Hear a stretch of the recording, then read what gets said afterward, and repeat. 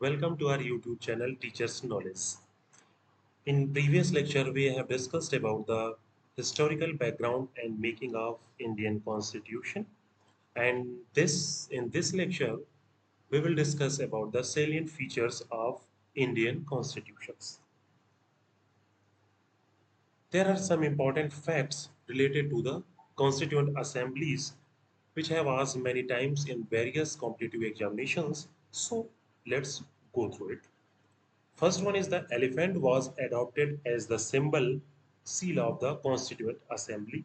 Second one is the Sir B.N. Rao was appointed as a constitutional advisor, a legal advisor to the Constituent Assembly. H.V.R. Iyengar was the secretary to the Constituent Assembly.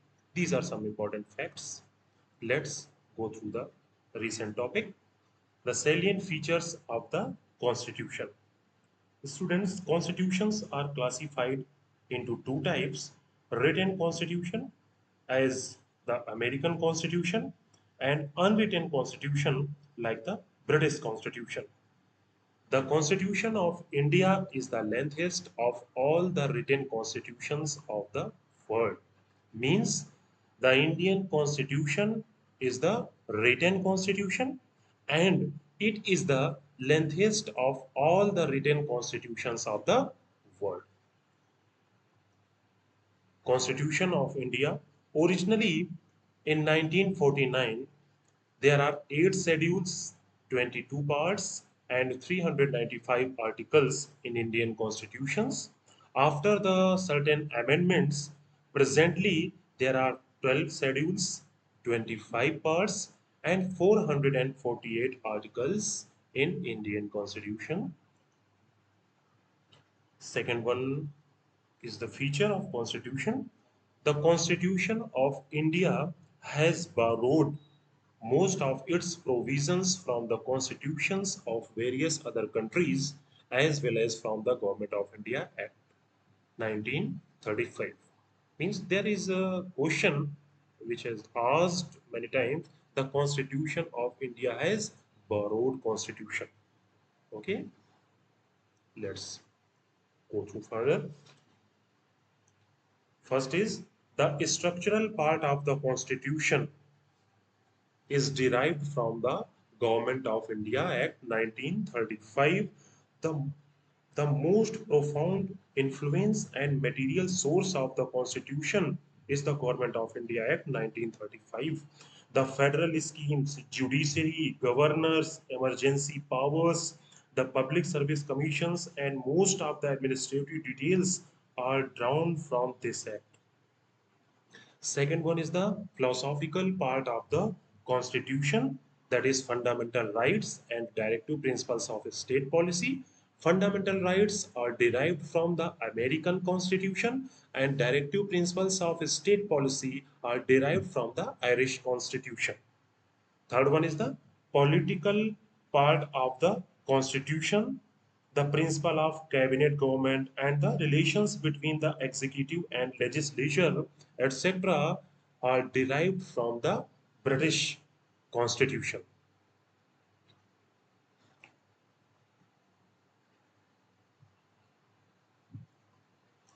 In next one, the Constitution further also classified into rigid and flexible Constitution. Rigid as American Constitution and flexible as British Constitution. Flexible Constitution. A flexible Constitution is the one that can be amended in the same manner as the ordinary laws are made, as British Constitution. A rigid Constitution, on the other hand, is one that requires a special procedure for its amendment, as the American Constitution. As far as concerned, the Constitution of India is a blend of rigidity and flexibility. Means the Constitution of India is a mixture of rigidity and flexibility. Means it is flexible as well as rigid. Actually, students, the Constitution of India is neither rigid nor flexible, but is a synthesis of both. Article 368 provides for the two types of amendments. Some provisions can be amended by a special majority of the parliament, and some provisions other can be amended by a special majority of parliament and with the ratification by half of the total states. At the same time, the some provisions of the constitution can be amended by a simple majority of the parliament in the manner of ordinary legislative process. But it is noted these amendments do not come under Article 368. So Indian Constitution is rigid as well as flexible. Next one, the Indian Constitution has been described as federal system with unitary bias, also called as quasi-federal system. Means the Constitution of India established a federal system of government. It contains all the usual features of a federation, such as two governments, division of powers, written constitution, supremacy of constitution, rigidity of constitution, independent judiciary, and bicameralism. However, the Indian Constitution also contains a large number of unitary or non-federal features, such as a strong center, single constitution, single citizenship, flexibility of constitution, integrated judiciary, appointment of state governors by the centers, all India services, emergency provisions, and so on.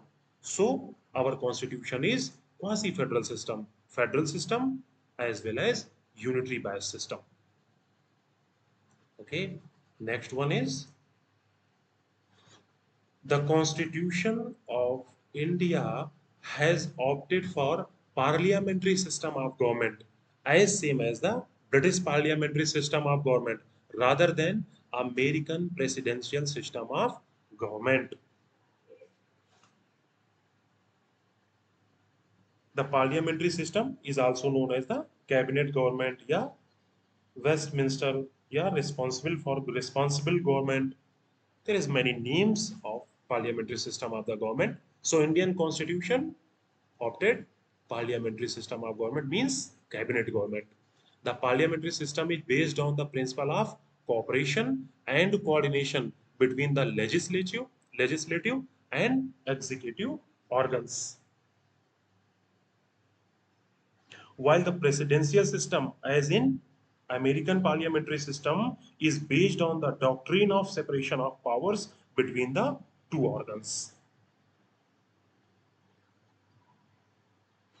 The Constitution establishes the parliamentary system not only at the center but also in the states. Okay, next one. The Indian Constitution is synthesis of parliamentary sovereignty and judicial supremacy. The doctrine of sovereignty of parliament is associated with the British Parliament, while the principle of judicial supremacy with that of American Supreme Courts. Just as the Indian parliamentary system differs from the British system, the scope of judicial review power of the Supreme Court in India is narrower than that of what exists in the US.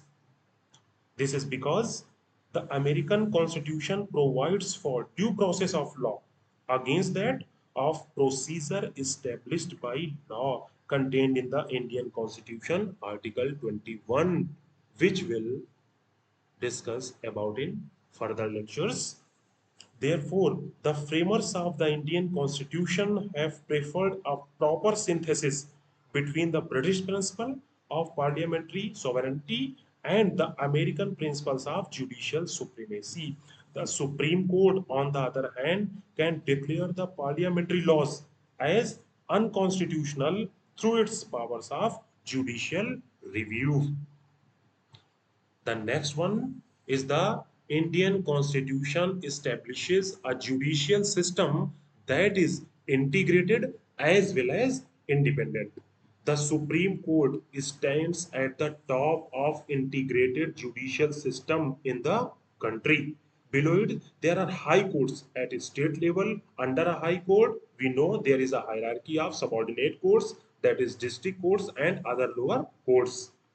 This single system of courts enforces both the central laws as well as the state laws, unlike in USA, where the federal laws are enforced by federal judiciary and the state laws are enforced by the state judiciary. The Supreme Court is a federal court, the highest court of appeal, the guarantor of fundamental rights of the citizens and guardian of the Constitution. Next, the part third of the Indian Constitution guarantees six fundamental rights to all citizens. What are the fundamental rights? Right to equality, Article 14 to 18, right to freedom, Article 19 to 20, right against exploitation, Articles 23 to 24, right to freedom of religion, Articles 25 to 28, cultural and educational rights, Article 29 to 30, and right to constitutional remedies, Article 32. Actually, the fundamental rights are meant for promoting the ideas of political democracy. In separate lectures, we will discuss about the fundamental rights also.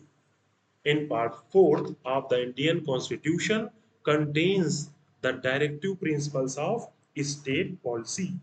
According to the Dr. B.R. Ambedkar, the directive principles of state policy is a novel feature of the Indian Constitution.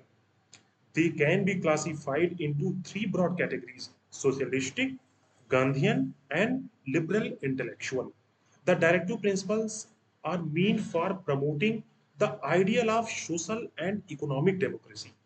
They seek to establish a welfare state in India. However, unlike the fundamental rights, the directives are non-justiciable in nature. Note that the directive principles are non-justiciable in nature. That is, they are not enforceable by the courts for their violation. Yet, the Constitution itself declares that these principles are fundamental in governance of the country, and it shall be the duty of the state to apply these principles in making laws. The Indian Constitution is founded on the bedrock of the balance between the fundamental rights and directive principles. Next one is the part 4th A of the Constitution specifies the 11 fundamental duties. Actually, the original Constitution did not provide the fundamental duties to the citizens. These were added during the operation of internal emergency in the time of 1975 to 1977 by the 42nd Amendment, Constitutional Amendment Act of 1976, on the recommendation of Swaran Singh Committee. And finally, the 86th Constitutional Amendment Act of 2002 added one more fundamental duty. The part 4th A of the Constitution, which consists of only one article, 51A, which article 51A specifies the 11 fundamental duties like to respect the constitutional, national flag, national anthem, to protect the sovereignty, unity, integrity of the country, and so on. We will discuss in further lectures as an independent topic of the fundamental duties. Okay. Actually, fundamental duties serve as a reminder to citizens that while enjoying their rights, they have also be quite conscious of duties they owe to their country, their society, and to their fellow citizens. However, like the directive principles, the duties are non-justiciable in nature. Highlighted it. The fundamental duties, like the directive principles of state policies, are also the non-justiciable in nature. Next one is the Constitution of India stands for a secular state. Hence, it does not uphold any particular religion as the official religion of Indian state. So clear. Next one. Go through further. Indian Constitution provides for only a single citizenship. That is the Indian citizenship. Indian Constitution is federal and envisages a dual polity, central and state. But it provides a single citizenship. But in countries like USA, on the other hand, each person is not only a citizen of USA, but also a citizen of a particular state to which he belongs. There is a difference. In India, all citizens, irrespective of the state in which they are born or reside, enjoy the same political and civil rights of the citizenship all over the country, and no discrimination is made between them excepting in few cases like the tribal areas and etc. Okay. Next one, next feature is the Indian Constitution contains elaborate emergency provisions to enable the president to meet any extraordinary situations effectively. The Constitution envisages three types of the emergencies. One is the national emergency on the ground of the war or external aggression or armed rebellion, Article 352. And second one is the state emergency, President's rule on the ground of failure of constitutional machinery in the states, Article 356, or failure to comply with the directions of the center, Article 365. And third one is the financial emergency on the ground of threat to the financial stability or credit of India, Article 360. Actually, during an emergency, the central government becomes all powerful and the states go into the total control of the center. It converts the federal structure into a unitary one without a formal amendment of the constitution. This kind of transformation of the political system from federal during normal times to unitary during emergency is a unique feature of the Indian Constitution. Next feature is the Indian Constitution not only provides for the legislative, executive, and judicial organs of the government, central and state, but also establishes certain independent bodies. Which are them? Number one is the Election Commission, Comptroller and Auditor General of India, yani CAG, Union Public Service Commission, State Public Service Commission, Election Commission, for what? To ensure free and fair elections to the parliament, the state legislature, the office of the president of India, and the office of the vice president of India. Second one is the CAG, Comptroller and Auditor General of India. To audit the accounts of the central and state governments, he acts as a guardian of public purse and comments on the legality and property of the government expenditure. UPSC, Union Public Service Commission, as you know, to conduct the examinations for the recruitment to the All India services and higher central services and to advise the president on disciplinary matters. Other one is the State Public Service Commissions. State Public Service Commissions is a very in every state to conduct the examinations for the recruitment to the state services and to advise the governor on the disciplinary matter. Here, these are the some features and facts about the constitution, and in next video we will discuss about the various features in detail in separate videos and preamble of the constitution. So, thank you, dear students and friends. Dear students, basically this channel is created to help the aspirants for all type of the competitive examinations like UPSC, State PSC, SSC, Railways, teaching exams, TGT, PGT, and many types of the subject contents and brief notes are available on it, and question series are also available for your convenience. If you have any query, you can tell us by comment and on which subject and which topic do you want video lectures for any exam. Please tell us by comment on my channel. We will make that content available for you very soon. To watch more such lectures, so please subscribe to our channel, like and share with your friends. Thank you. Meet you soon with next lectures. Okay, thank you very much.